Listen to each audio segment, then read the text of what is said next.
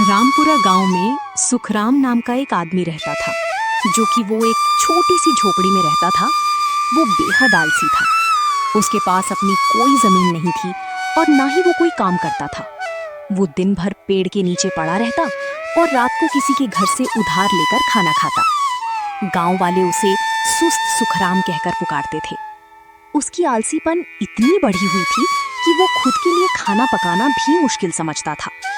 वो गांव के साहूकार से उधार लेकर अपना जीवन यापन करता था। तभी साहूकार एक दिन सुखराम को कहता है, सुखराम, अगर कल तुमने पैसे वापस नहीं किया तो मैं तुम्हें अपने साथ बंदी बनाकर जो तुमने मेरे से पैसे लिए हैं उतने का मैं तुमसे काम करवाऊंगा और तुम्हें जब तक जाने नहीं दूंगा जब तक तुम मेरे पैसे वसूल ना कर दो।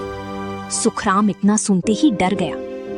अरे ये क्या, लगता है कि अब मुझे गांव छोड़कर जाना पड़ेगा, वरना साहूकार तो मुझे अपना बंदी बना लेगा और फिर मैं कभी इसके पास से निकल नहीं पाऊंगा। सुखराम एक सामान का पोटरी बनाकर रातों रात गांव से निकलने के बारे में सोच लेता है।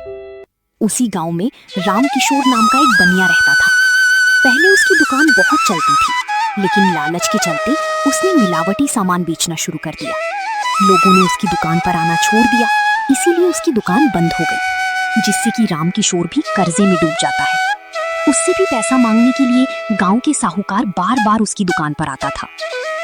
जो पैसे मैंने साहूकार से उधार लिए थे, अगर मैंने उसको पैसा वापस नहीं किया तो वो मुझे नहीं छोड़ेगा। मेरी भलाई अब इसी में है कि मैं ये गांव छोड़कर दूसरे गांव चले जाऊं। रामकिशोर भी अपना सामान बांधकर दूसरे गांव के लिए निकल जाता है। उधर से सुखराम भी दूसरे गांव के लिए निकल जाता है। तभी एक चौराहे पर सुखराम की मुलाकात रामकिशोर से हुई। तभी सुखराम रामकिशोर को पहचान लेता है। तभी वो बोलता है, अरे तुम तो रामकिशोर हो, कहाँ जा रहे हो? भाई, अब मेरा इस गांव में रहना मुश्किल हो गया है। मैं कहीं और जाकर दूसरा व्यापार चालू करूंगा। सुखराम ने भी अपनी तकलीफें बताई। दोनों ने अपनी अपनी कहानियां सुनाई और जल्द ही उनकी दोस्ती हो गई। उन्होंने साथ साथ चलने का फैसला किया और एक नई मंजिल की तलाश में निकल पड़े। काफी देर चलने के बाद उन्हें एक गांव दिखाई दिया।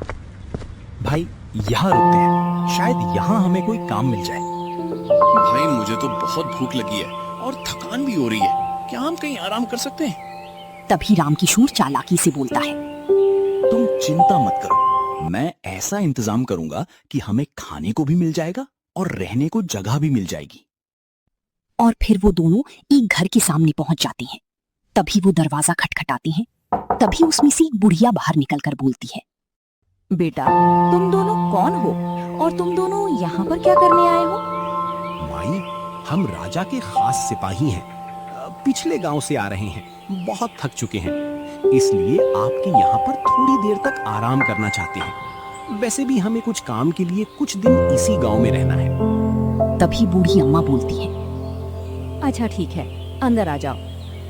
ये सब किसान वहाँ पर खड़े होकर चुपचाप देख रहा था। तभी वो दोनों अंदर आ जाती हैं। तभी बुढ़िया उन दोनों से कहती है, बेटा, अगर तुम दोनों राजा के सिपाही हो तो तुम दोनों के राजा के सिपाही वाले वर्दी कहाँ है? तभी रामकिशोर सोच समझकर बोलता है, अम्मा जी, दरअसल हम राजा के खास सिपाही हैं, इसीलिए हम सिपाही के वर्दी नहीं पहनते हैं। अम्मा जी, हमें कुछ खाने को मिल सकता है क्या? हम काफी देर से भूखे हैं।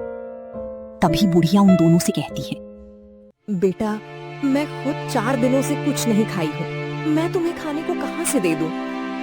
बूढ़ी महिला बहुत ही कंजूस थी और उसके पास खाने पीने का सब कुछ होने के बावजूद उसने बहाना बनाया कि उसके पास कुछ नहीं है। रामकिशोर ने उसकी चालाकी को भांप लिया। तभी वो बोलता है, अम्मा जी, अगर आपके पास कुछ खाने को नहीं है तो आप हमें ये पत्थर ही दे दो, हम इसकी खिचड़ी बनाकर खा लेंगे। तभी बुढ़िया गुस्से से बोलती है, अरे तुम दोनों पागल हो गए हो क्या? भला कोई पत्थर की खिचड़ी बनाकर खाता है? मैंने तो कभी इसके बारे में कभी सुना ही नहीं। माई, ये पत्थर की खिचड़ी बहुत ही स्वादिष्ट होती है और मुझे ये खिचड़ी बनाने की विधि एक साधु ने सिखाई थी, जिसके लिए मुझे बहुत ही ज्यादा तपस्या करना पड़ा था। तभी बूढ़ी महिला अपने मन में सोचती है, अगर ये मैंने पत्थर से बनने वाली खिचड़ी का विधि जान लिया तो मुझे तो कुछ सामान लाने की जरूरत ही नहीं पड़ेगा। बस पत्थर ले आओ और इसकी खिचड़ी बनाकर खा लो। बेटा तुम मुझे ये विधि बता दो और जो तुम चाहोगे वो मैं तुम्हें दे दूंगी। ठीक है माई, तुम मुझे 10 चांदी के सिक्के दे दो, मैं तुम्हें ये विधि बता दूंगा। बूढ़ी अम्मा लालच में आकर 10 चांदी की सिक्की रामकिशोर को दे देती है। ठीक है, जो मैं आपको सामान बताऊं जल्दी से वो ले आना। रामकिशोर ने पत्थर उस पतीले में डाल दिया और धीरे धीरे बूढ़ी अम्मा से दाल, चावल, मसाला, नमक और घी सब मंगवा लिया और असली खिचड़ी बना दी। तीनों ने मिलकर खिचड़ी खाई। अम्मा ने खिचड़ी की तारीफ करती रही और उसे विश्वास हो गया कि सच में पत्थर की खिचड़ी बनी है। अरे वाह बेटे, तुमने तो खिचड़ी बहुत अच्छी बनाई है। अम्मा जी, आपने पत्थर से खिचड़ी बनने की सारी विधि तो जान लिया ना कि कैसे पत्थर से खिचड़ी बनती है? हाँ बेटे, जान लिया। भाई तुमने तो कमाल कर दिया। तुमने इस बूढ़ी अम्मा को अच्छा बेवकूफ बनाया। अब मेरी बारी। मैं कल कुछ ऐसा करने वाला हूँ कि तुम ये देखकर हैरान हो जाओगे। अगले दिन किसान तैयार होकर बुढ़िया की झोपड़ी से निकल पड़ा। बुढ़िया को रामकिशोर ने ये पहले से ही कह दिया था कि आज गांव का मुआयना करने जाने की बारी उसके दोस्त की है, इसलिए बुढ़िया को उन दोनों पर किसी तरह का कोई शक नहीं हुआ। सुखराम उस गांव से चलता हुआ दूसरे गांव में पहुंच गया। उस समय वहां पर काफी चहल पहल दिखाई दे रही थी। थोड़ी ही आगे बढ़ने पर उसे कुछ किसान एक पेड़ के नीचे बैठे हुए दिखाई दिए। वहां पर सभी किसानों को एक महाजन की बातें सुनते हुए दिखा। महाजन विक्रमजीत बहुत फेंकूबाज था और किसानों को अपनी ताकत और मुखिया जी से नजदीकियों के बारे में बढ़ा चढ़ा कर बता रहा था। तभी विक्रमजीत बोलता है, अरे भाइयों, तुमको मेरे बारे में नहीं पता। मेरा तो रोज मुखिया जी के घर में आना जाना लगा रहता है। वो मुझे अच्छी तरह से पहचानते हैं और मुझे बहुत ही सम्मान देते हैं। तभी उसमें से एक किसान बोलता है, अच्छा, क्या तुम सही कह रहे हो? और नहीं तो क्या, मैं कोई ऐसा वैसा आदमी नहीं हूँ। तभी ये सब बात सुखराम सुन लेता है। तभी वो बोलता है, अच्छा, तो ये इन भोले भाले किसानों को ये बेवकूफ बना रहा है। क्यों ना मैं इसको बेवकूफ बनाऊं? ये अपने आप की बहुत ज्यादा बड़ाई कर रहा है। ये मेरे जाल में जल्दी ही फंस जाएगा। तभी सुखराम इतना सोचकर उन किसानों के पास चला जाता है। तभी सुखराम विक्रमजीत से बोलता है, अरे इसमें कौन सी बड़ी बात हो गई? मैं तो चाहूँ तो मुखिया जी के यहाँ पे खाना भी खा सकता हूँ। तभी ये सुनकर विक्रमजीत बोलता है, क्या तुम मुखिया जी के यहाँ पर खाना खा सकते हो? मुझे तुम्हारी बात पर बिल्कुल भी भरोसा नहीं है। वो तो तुम जैसे किसानों को अपने आस-पास भी ना आने दे। अगर ऐसी बात है तो मैं तुम्हें उनके साथ खाना खाकर दिखाऊंगा। नहीं, तुम नहीं खा सकते। और इस तरह से उन दोनों के बीच में बहस होने लगी।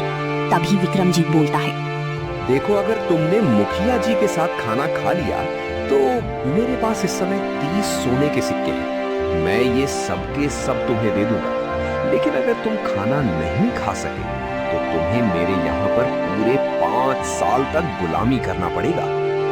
सुखराम यही चाहता था कि वो किसी भी तरह करके उससे पैसा निकलवा ले। तभी वो बोलता है, मुझे तुम्हारी शर्त मंजूर है। ठीक 1 घंटे के बाद तुम इन सभी किसानों को लेकर मुखिया जी के यहाँ पर पहुँच जाना और तुम सब मुझे उनके साथ खाना खाते हुए देख लेना। ठीक है, मैं 1 घंटे के बाद मुखिया जी के यहाँ पर सबको लेकर आता हूँ। इसके बाद सुखराम वहां से निकलकर मुखिया जी के घर की तरफ निकल जाता है। वो लोगों से पूछ पूछ कर मुखिया जी के घर के पास पहुंच जाता है। वो देखता है कि घर के बाहर मुखिया जी का एक नौकर खड़ा था। वो नौकर चौकीदारी का काम कर रहा था। तभी वो मुखिया जी के घर के अंदर जाने की कोशिश करता है तो तभी वो नौकर सुखराम से कहता है, अरे तू यहाँ पर क्या करने आया है? तुझे पता नहीं है कि तुम जैसे गरीब किसान को मुखिया जी पूछते भी नहीं है। भाई मैं मुखिया जी से बस मिलना चाहता हूँ। मैं उनके कुछ फायदे की बात बताना चाहता हूँ। ये सुनकर नौकर मुखिया जी के पास चला जाता है। तभी नौकर मुखिया जी से कहता है, मुखिया जी, आपसे कोई बाहर मिलने के लिए आया है और वो कह रहा है कि वो आपके फायदे की बात बताना चाहता है। ठीक है, उसे अंदर ले आओ। तभी नौकर किसान को अंदर ले आता है। तभी मुखिया जी किसान को बोलते हैं, बताओ भाई, तुमको मुझसे क्या बात करनी है? तभी सुखराम कहता है, मुखिया जी, मुझे 5 सोने की खुरपी के बारे में पता करना था। इसकी कितनी कीमत हो सकती है? मुखिया जी सुखराम की बात सुनकर हैरान हो जाते हैं। तभी वो बोलती है। तुम सोने का खुरपी की कीमत जानकर क्या करोगे? तभी किसान सुखराम बोलता है। ठीक है मालिक, अगर आप नहीं बताना चाहते तो कोई बात नहीं, मैं यहाँ से चला जाता हूँ। मैं किसी और से जाकर पूछ लूंगा। अभी मुझे भूख लग रही है, मुझे घर जाना पड़ेगा खाना खाने के लिए। तभी मुखिया जी अपने मन में सोचने लग जाते हैं। लगता है कि इस किसान के पास कोई बड़ा खजाना हाथ में आया है, तभी ये मुझसे सोने की खुरपी के बारे में पता कर रहा है। क्यों ना मैं इस किसान को बहला फुसलाकर वो खजाना अपने पास ले लूं। तभी ये सोचकर मुखिया जी बोलते हैं। भाई, अगर तुम्हें भूख लग रही है तो तुम्हें घर जाने की क्या जरूरत है? तुम खाना यहीं पर खा लो, मैं तुम्हारे लिए खाने की व्यवस्था यहीं पर कर देता हूँ। इतना कहते ही मुखिया जी अपने नौकरों को खाना लाने के लिए आदेश दे देती है। तभी नौकर कुछ देर के बाद खाना ले आता है। सुखराम के सामने तरह तरह की पकवान परोसी गई। सुखराम ने खाना चालू कर दिया। सुखराम बहुत ही मजे से खाने का आनंद ले रहा था। तभी मुखिया जी बोलती है। भाई, खाना पेट भर के खाना, कोई संकोच मत करना। तुम्हें जिस भी चीज की जरूरत हो वो मुझसे मंगवा लेना। तभी सुखराम कहता है। जी मालिक, आपके होते हुए भला मुझे किस चीज की कमी हो सकती है? आप निश्चिंत रहिए, मैं पेट भरकर खाना खाऊंगा। उधर 1 घंटा पूरा होने के बाद विक्रमजीत सभी किसानों को मुखिया जी के घर पर ले आता है। वो सब खिड़की पर से सब कुछ देख लेते हैं कि सुखराम मुखिया जी के साथ में बैठकर खाना खा रहा है। तभी उसमें से एक किसान बोलता है। अरे देखो, वो किसान तो सच में मुखिया जी के साथ में बैठकर खाना खा रहा है। हाँ भाई, मुखिया जी के साथ बातें भी कर रहा है। लगता है कि मुखिया जी को बहुत दिनों पहले से ही जानता है। तभी शर्त लगाने वाला विक्रमजीत कहता है। हाँ भाइयों, मैंने जोश जोश में आकर शर्त तो लगा ली। अब तो समझो कि मेरे 30 सोने के सिक्के गए। मुझे नहीं पता था कि ये मुखिया जी का इतना खास आदमी है। खाना खत्म हो जाने के बाद तभी मुखिया जी किसान से बोलते हैं। क्यों भाई, आप तो मुझे बता दो कि तुम्हारे पास इतना सोना कहाँ से आया और वो अभी कहाँ पर है? अगर वो सोना तुम मुझे लाकर दे दो तो मैं तुम्हें बहुत बड़ा इनाम दूंगा। तभी किसान सुखराम कहता है। मुखिया जी, कैसा सोना? मेरे पास में कोई सोना नहीं है। मैं तो बस 5 सोने की खुरपी की कीमत के बारे में पता करना चाहता था कि वो सोने का कितने का हो सकता है। आप बता दो कि 5 सोने की खुरपी की कीमत कितनी हो सकती है। तभी ये सुनकर मुखिया जी बहुत गुस्से में आ जाती हैं। तभी वो सुखराम से बोलती है। अरे मूर्ख आदमी, अगर तुम्हारे पास कुछ नहीं है तो तुम मेरा समय बर्बाद करने क्यों आए हो? अभी तुरंत मेरे घर से निकल जाओ। मालिक, अगर आपको मेरी वजह से कोई तकलीफ हुआ हो तो मैं आपसे माफी मांगता हूँ। अभी मैं यहाँ से चला जाता हूँ। तभी सुखराम मुखिया जी के घर से चला जाता है। तभी वो बाहर निकलकर विक्रमजीत से बोलता है। क्यों भाई, कहा था ना मैंने कि मैं मुखिया जी के साथ खाना खाऊंगा। चलो निकालो मेरे 30 सोने के सिक्के। तभी वो सोने के सिक्के लेकर अपने घर की तरफ निकल जाता है। सुखराम बुढ़िया के घर पहुंचकर अपने दोस्त को सारी बातें बता देता है कि कैसे उसने एक फीकूबाज आदमी को सबक सिखाया। तभी रामकिशोर सुखराम की बात को सुनकर कहता है। सुखराम भाई, तुमने तो बिल्कुल कमाल कर दिया। तुमने तो मेरे से भी बड़ा हाथ मारा है। इसके बाद वो दोनों खाना खाकर सो गए। अगले दिन उन दोनों ने ये फैसला किया कि वो इस गांव को छोड़कर चले जाएंगे। तभी वो दोनों एक साथ दूसरे गांव के लिए निकल जाते हैं। तभी वो धीरे धीरे करके एक जंगल में पहुंच जाते हैं। तभी अचानक से वहां पर काफी तेज धूल उड़ती हुई आई। तभी रामकिशोर बोलता है। लगता है कि उधर से काफी सारे घुड़सवार आ रहे हैं। पता नहीं ये कौन हो सकते हैं। तभी सुखराम कहता है। मुझे तो वो सब डाकू मालूम पड़ते हैं। चलो जल्दी से झाड़ियों में छुप जाते हैं, वरना वो हमें मार डालेंगे और जो भी हमारे पास थोड़ा बहुत धन है वो भी हमसे छीन लेंगे। और फिर वो दोनों एक झाड़ी के पीछे जाकर छुप जाते हैं। कुछ देर बाद वहां पर घोड़े पर सवार होकर बहुत सारे आदमी आते हैं। वो सब घोड़े से उतर जाते हैं और फिर वो सब एक पेड़ के नीचे गड्ढा खोदने लग जाते हैं। सुखराम और रामकिशोर ये सब दोनों देख रहे होते हैं। गड्ढा खोदने के बाद उन घुड़सवारों ने 2 थैली गड्ढे में छुपा दिया जो कि साथ में लेकर आई थी। और फिर वापस गड्ढे को ढककर वो सब घुड़सवार वहां से निकल जाते हैं। तभी सुखराम कहता है। आओ चलो भाई, चलकर देखते हैं कि उन सब ने यहाँ पर क्या छुपाया है। हाँ हाँ, चल कर देखते हैं। और फिर वहां पर जाकर वो दोनों गड्ढे को खोदने लग जाते हैं। जब वो गड्ढे को खोलते हैं तो उसमें से 2 थैली बाहर निकलती है। जब वो थैली को खोलकर देखते हैं तो उसमें सोने के सिक्के होते हैं। ये देखकर सुखराम और रामकिशोर दोनों हैरान हो जाते हैं। वो दोनों बहुत खुश हो जाते हैं जब वो सोने के सिक्के देखते हैं। तो तभी रामकिशोर कहता है, हे ऊपर वाले, आपने तो कमाल कर दिया। आपने तो हम दोनों की समस्या को ही हल कर दिया। आपको बहुत बहुत धन्यवाद। हाँ भाई, तुम ठीक कहते हो। अब तो हमारी सारी परेशानी ही खत्म हो गई। ये दोनों थैली सोने की सिक्कों से भरी हुई थी। फिर वो दोनों एक एक थैला उठाकर उस बुढ़िया के घर की तरफ चली जाती हैं। तभी रास्ते में जाती जाती रामकिशोर कहता है, भाई हमारे पास में बहुत सारा धन इकट्ठा हो गया है। इतना हो गया है कि हम जिंदगी भर आराम से बैठकर खा सकते हैं। अब हमें अपने गांव वापस चले जाना चाहिए और वहीं पर अपने जीवन आराम से गुजारेंगे। तभी ये सुनकर सुखराम कहता है, हाँ भाई, मैं भी यही सोच रहा था कि अब उस बुढ़िया के पास ज्यादा दिन रुकना अब ठीक नहीं है। पता चले जो अभी हमारे पास खजाना आया है ये भी हाथ से निकल जाए। लेकिन हम अभी अपने गांव जा भी नहीं सकते। शाम हो गई है। आज रात बुढ़िया के घर पर रुक जाते हैं। वहां से हम सुबह सुबह निकल जाएंगे। ठीक है भाई, चलते हैं। तभी दोनों बुढ़िया के घर पहुंच जाते हैं। बुढ़िया उन दोनों के हाथ में थैला देखकर बोलती है, आओ आओ सिपाही भाइयों, मैं तुम लोगों का ही इंतजार कर रही थी। ये तुम्हारे पास थैली में क्या है? अम्मा, इन थैलियों में इस गांव के प्रजा की शिकायतें हैं जो कि मुझे राजा तक पहुंचाना है। अगर आपकी भी कोई शिकायत हो तो आप भी लिख कर दे दीजिए। आपका भी शिकायत राजा तक पहुंचा दूंगा। हाँ बेटे, मैं कल लिख कर दे दूंगी। चलो आज खाना पीना खाकर सो जाते हैं। तभी वो सब खाना पीना खाकर सो जाते हैं। तभी वो दोनों सुबह बुढ़िया के उठने से पहले ही चुपचाप वहां से निकल जाते हैं। तभी चलते चलते रामकिशोर के मन में एक विचार आता है। तभी वो सुखराम से कहता है, अपने गांव पहुंचने से पहले क्यों ना इन सिक्कों से कुछ जरूरत का सामान ले लिया जाए। बाजार भी पास में ही है। ठीक है यार भाई, चलते हैं बाजार में। तभी वो दोनों उसी गांव के बाजार में चले जाते हैं।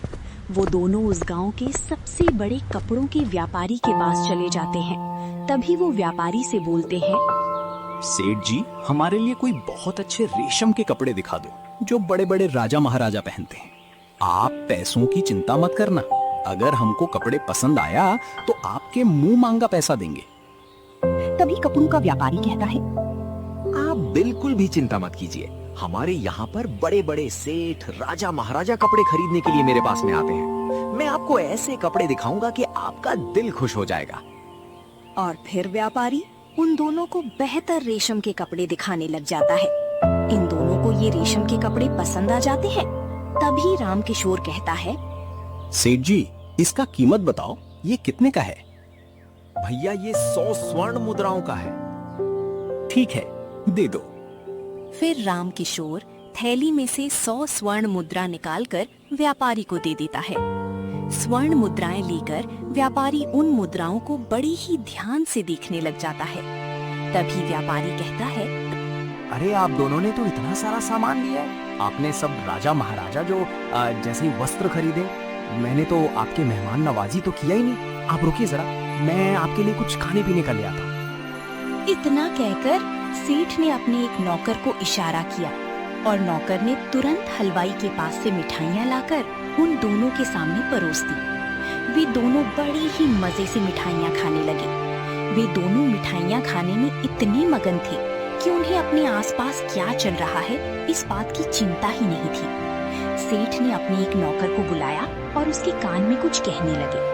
नौकर तुरंत दुकान से बाहर निकला और कुछ ही देर में वह राजा की सेनापति को अपने साथ लेकर दुकान में पहुंच गया। व्यापारी ने वह स्वर्ण मुद्राएं सेनापति को दिखाते हुए कहा, सेनापति जी, ये स्वर्ण मुद्राएं मुझे इन दोनों ने दिया है जो मेरे दुकान पर बैठे हुए हैं। ये तो मुझे राजशाही के स्वर्ण मुद्राएं लग रहे हैं। हाँ, तुम ठीक कहते हो। अभी मैं जाकर इन दोनों की तलाशी लेता हूँ। तभी दोनों दुकान के बाहर आ जाते हैं। तभी सुखराम बोलता है, ये सब यहाँ पर क्या हो रहा है? और ये सेनापति जी यहाँ पर क्या कर रहे हैं? तुम दोनों चोर हो। तुम दोनों ने राजशाही खजाने से स्वर्ण मुद्राएं चोरी करके लेकर आए हो। सेनापति जी, हम पर विश्वास कीजिए, हम चोर नहीं हैं, हम बहुत ही ईमानदार आदमी हैं। मैं अभी तुम दोनों की तलाशी लेता हूँ और फिर दूध का दूध और पानी का पानी हो जाएगा। फिर उन दोनों की तलाशी ली गई। उन दोनों के थैलों में से भर भर कर स्वर्ण मुद्राएं निकली। सेनापति ने उन दोनों को गिरफ्तार कर लिया। वे दोनों हैरान और परेशान होकर कहने लगे, सेनापति जी, ये स्वर्ण मुद्राएं हमें एक जमीन के नीचे मिला है। हमने कोई चोरी नहीं किया है। ये सब स्वर्ण मुद्राएं एक डाकू लेकर आए थे जो जमीन के नीचे छुपाकर चले गए थे। लेकिन उन दोनों की बातों पर किसी को विश्वास नहीं हो रहा था।